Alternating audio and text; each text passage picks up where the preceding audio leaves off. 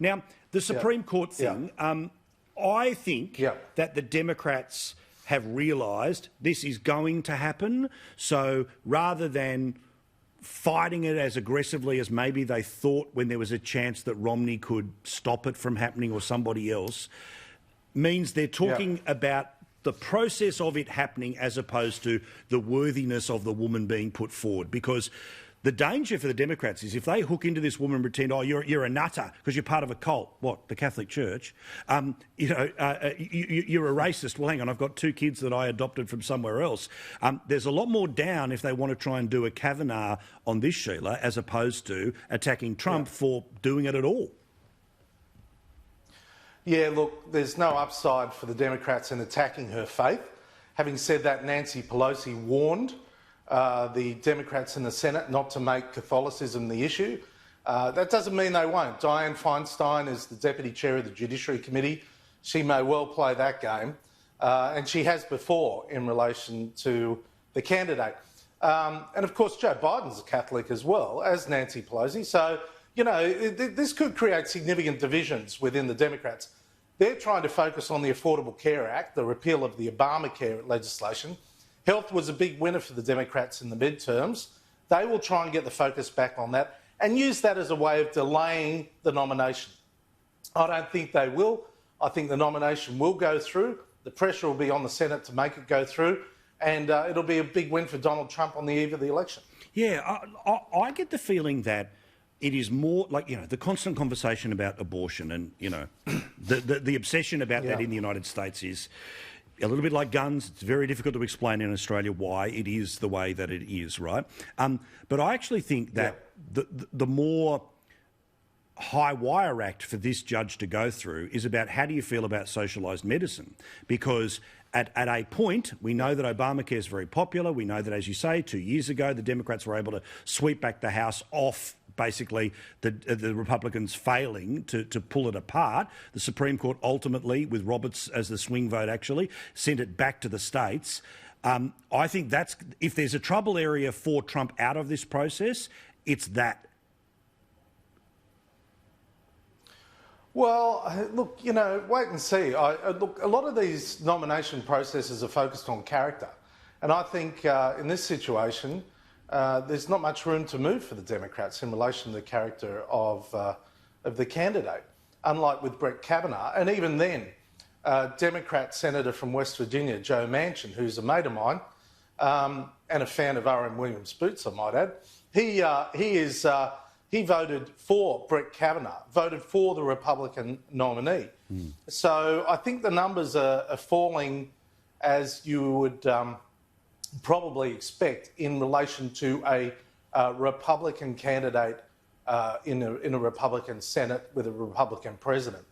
Having said all of that, the issue will be what is the dominant theme in relation to the candidacy. And of course, you know, as we get closer to an election, each political party wants to push an issue where they rate better with the electorate. So with Democrats, they'll be pushing health as a bigger issue. With Republicans, they'll be usually pushing the economy. If that improves for Donald Trump, they certainly will be pushing that. They will be pushing security as well, and they will be pushing some of the values that are embodied in the nominee. So, you know, I think that health is a winner for the Democrats. If they can turn the nomination process into a debate about health and healthcare, then they may get a real benefit out of the whole Senate debacle. I agree. Last one here, and thank you for, you always throw all these curveballs at him, but bang, he whacks them out every single time, like he's swinging there in Yankee Stadium. Well played, sir.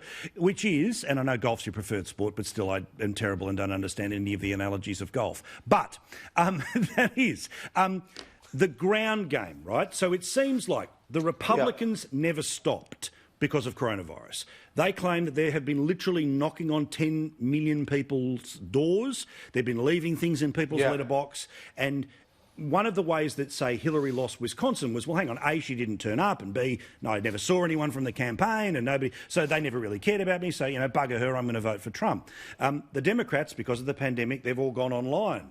But there's a difference between knocking on someone's door and sending them 25 emails. How important is the ground game that no one is paying attention to here about Trump going over the media and literally knocking on someone's door? Yeah. You've nailed it. You've absolutely nailed it, Paul. It is the biggest vulnerability of Democrats at the moment that they're not door knocking. And anyone that has been in elected office will tell you that door knocking makes all the difference. All the difference. The Republicans are out door knocking. The Democrats are not, because of their internal rules around the coronavirus.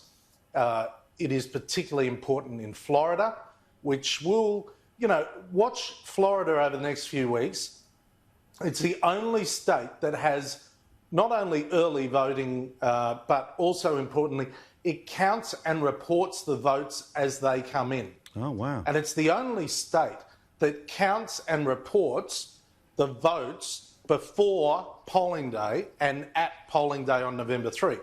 All the other states start counting the votes on November 3 and in the following days from all the pre-polls, as we know them in Australia, absentees and mail-ins. So Florida is the only state where you will get accurate, up-to-date reports on what's really happening in the election over the next few weeks. So it's a state to watch, and it's a state where the Republicans are door-knocking and the Democrats are not. Good stuff. Joe, I love talking to you, mate. I wish I could be there to shake your hand. Good on you, Socially distant. No, bugger, I'd still shake your hand. God love you, mate. We'll talk to you again next week. Thanks, mate. Thanks. See you later. Joe Hockey, great man. He's so good at this. He is so good at this. And when we were in Albury last week, and I'm sure Joe's still on the line, but when we were in Albury last week, lots of people came up and said they love the Joe Hockey segment, but it's on too late. So we're trying to bring it forward for you so you can get that before we open the phone lines, and you can call us with a reaction to that or anything else.